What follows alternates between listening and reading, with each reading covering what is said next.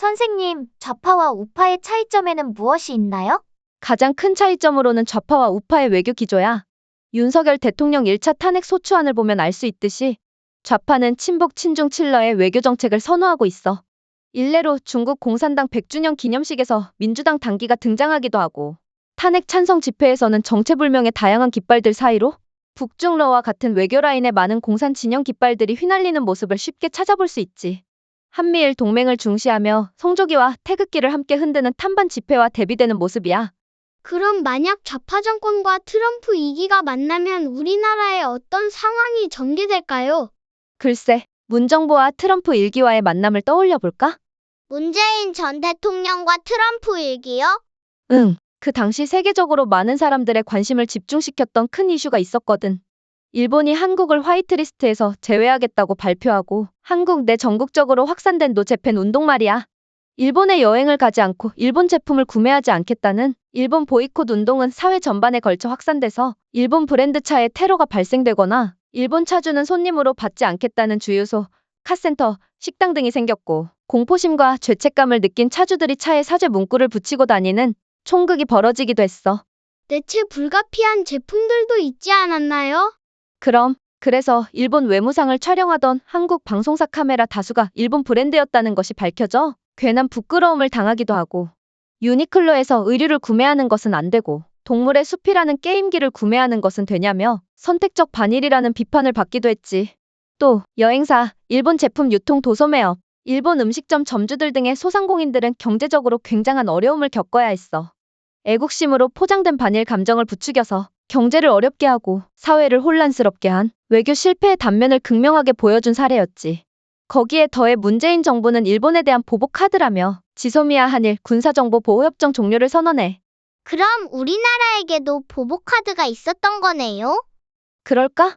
우리나라와 일본의 군사자산을 비교해보면 한국에는 하나도 없는 정보위성을 일본은 8개나 보유하고 있고 우리나라에는 3척밖에 없는 이지스함을 일본은 16척이나 보유하고 있어. 조기 경보기 또한 우리나라는 4대밖에 없는데 반해 일본은 17대나 보유하고 있지. 한국과 일본의 해상 전력을 봐도 사실상 비교 자체가 안 돼. 해상 초계기 하나만 비교해봐도 우리나라는 16대뿐인데 일본은 우리나라보다 훨씬 성능 좋은 해상 초계기를 110대나 보유하고 있어. 비교하기 편하게 표로 정리했으니 한번 봐봐. 즉, 지소미아를 종료하면 안보적으로 큰 위협을 받는 건 우리나라인데 다시는 지지 않겠다라며 보복 카드로 지소미아 종료라니 코미디가 따로 없었지.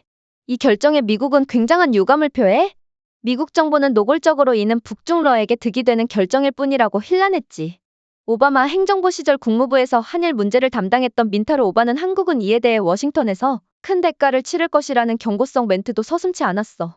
당시 언론들은 미국이 한국을 제외하고 호주, 일본과의 동맹을 강화하지 않을까 하는 우려의 기사들을 쏟아냈지.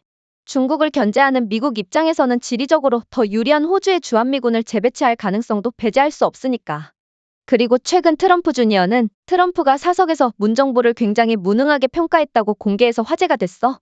트럼프 1기 당시 문재인 전 대통령이 일본과의 관계가 너무 어려우니 도와달라라고 부탁했다면서 이에 대해 트럼프는 그걸 본인이 직접 해결해야지 왜 나한테 도움을 요청하는지 모르겠다라며 황당한 반응을 보였다는 거야.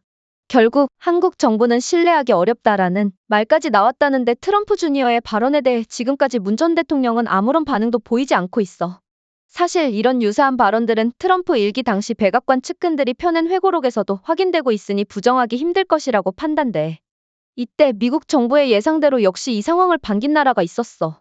국내 외교 안보의 위협과 주권 논란이 생겨도 사드 3불 이란 정책을 추진하며 문 정부가 외교 관계를 굉장히 중요시 여겼던 중국이지.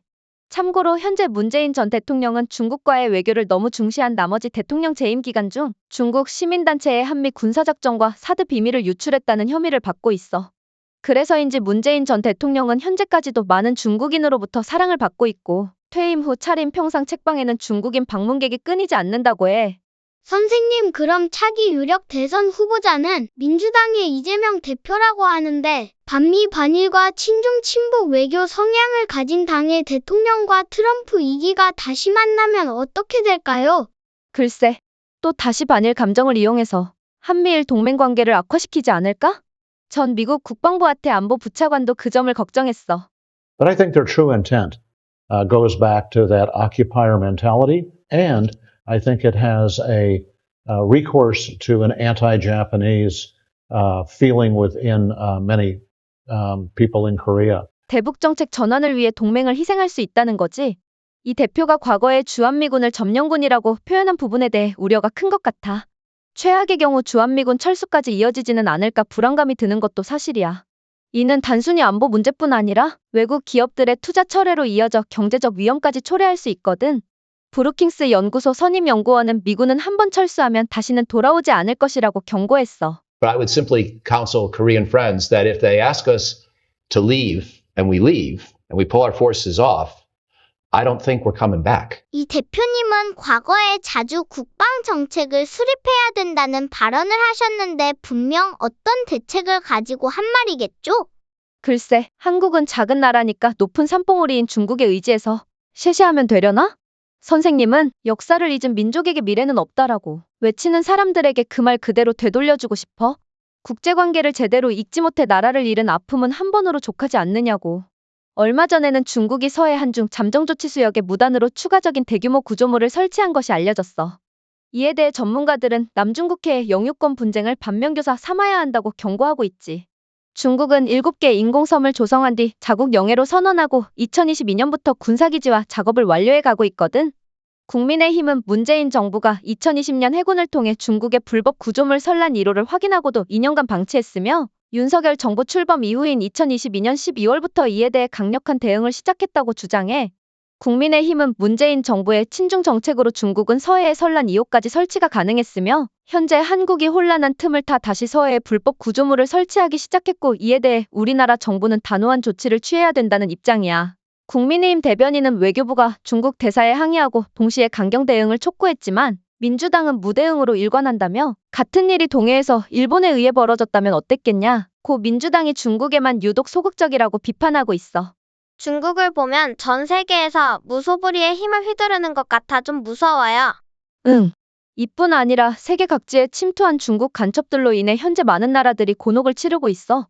불과 얼마 전에는 미국 정부기관 및 정부뿐 아니라 우리나라 외교부도 해킹한 중국인 간첩 12명이 미국에서 기소됐지. 그 뉴스가 보도되고 이틀 뒤에는 필리핀에서 대규모의 중국 간첩 조직이 적발됐고 중국은 지리적으로 미국과 필리핀보다 우리나라와 더 가깝잖아요. 맞아요. 특히 중국의 동부 지역은 한반도와 매우 인접해 있다고 들었는데 우리나라에는 중국 간첩들이 없을까요? 없을 리가 없겠지? 우리나라에서도 국가 중요 시설인 국정원과 군사시설 주변에 드론을 날려 촬영하는 중국인들이 계속해서 적발되고 있어. 그런 행위에 대해 조사와 처벌은 잘 이뤄지고 있나요?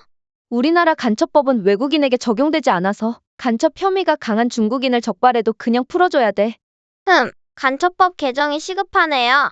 선생님도 같은 생각인데 민주당의 생각은 좀 다른가 봐. 우리나라의 군사시설을 찍은 중국인에 대해서는 군사기밀은 다 국가기밀이냐면서 언제적 간첩이냐고 간첩법 개정에 좀처럼 협조를 안 해줘. 외교 문제다 보니 신중하자는 입장 아닐까요? 간첩법 확대를 외국인에게 적용하는 것은 중국뿐만 아니라 다른 나라에도 해당되는 것이고 더욱이 우리나라 교민을 간첩 혐의로 체포해서 1년 넘게 구금하고 있는 중국의 대처와 대조해봤을 때도 이는 정당한 권리 행사라고 볼 수 있지 않을까? 심지어 미국은 노골적으로 중국인만을 특정하여 학생 및 연구원 비자를 중단하는 법안까지 발의했는걸. 대만 총통도 중국은 적대 세력이라고 중국에 대해서 강한 입장을 표명했어. 선생님은 무분별한 탄핵 소추를 반복하는 당이 전 세계가 경계하는 중국 간첩 문제에 대해 미온적으로 신중론을 펼치는 것은 모순이며 이렇게 중국과의 굴욕적인 외교를 하는 당이 현 정부의 일본과의 외교에 대해서는 굴욕 외교라고 비판하는 것은 모순에 모순을 더한 것이다라는 입장이야. 모순을 견뎌야 좌파라는 말이 있긴 한데 우리 과연 어느 정부가 어느 나라에 대해 굴욕 외교를 하고 있는지 돌아보고 우리나라가 어떤 나라와 외교 관계를 더욱 중요시해야 하는지에 대한 고민을 같이 해보자.